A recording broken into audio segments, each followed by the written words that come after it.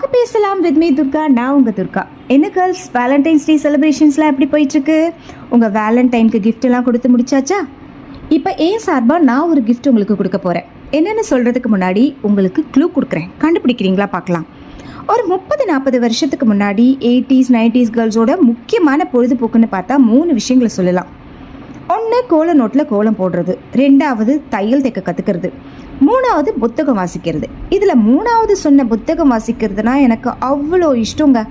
குமுதம், கல்கி, ஆனந்த விகடன் இப்படி என்ன கிடைக்குதோ எல்லாத்தையும் படிச்சுட்டு இருப்பேன்.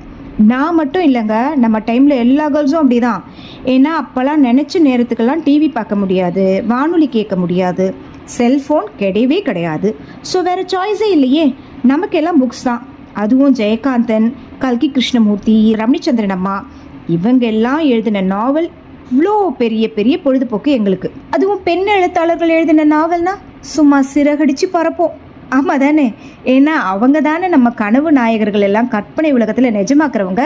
என்ன நான் என்ன கிஃப்ட் தர போகிறேன்னு கண்டுபிடிச்சிட்டிங்களா? எஸ், இன்னைக்கு நான் ஒரு நாவல் தான் உங்களுக்கு சஜஸ்ட் பண்ண போகிறேன்.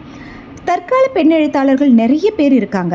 அதில் சில பேர் அவங்க எழுத்து மூலமாக என்னை ரொம்ப பிரமிக்க வச்சுருக்காங்க. மல்லிகா மணிவண்ணன், ஆத்விகா பொம்மு, சரண்யா ஹேமா, சசி முரளின் இப்படி நிறைய பேர் சொல்லிக்கிட்டே போகலாம். இதில் ஒவ்வொருத்தரும் ஒவ்வொரு மாதிரியான ஸ்டைலில் எழுதுறவங்க. படிக்க படிக்க நம்மளே நம்ம மறந்து அந்த கதைக்குள்ளவே நம்ம மூழ்கிடுவோம். ஸோ இன்னைக்கு நான் உங்களுக்கு சஜஸ்ட் பண்ண போகிற நாவல் ஆத்விகா பொம்முவோடது. தேர்ந்த எழுத்தாளர் ரமணிச்சந்திரன் அம்மாவே ரொம்ப பாராட்டியிருக்காங்க இவங்கள. ரொம்ப சின்ன வயசுலேயே 100க்கும் மேற்பட்ட நாவல்களை தாண்டி வெற்றிகரமாக போயிட்டுருக்காங்க. உன் மௌனமே என் இசையாக, இதுதான் நாவலோட பேர்.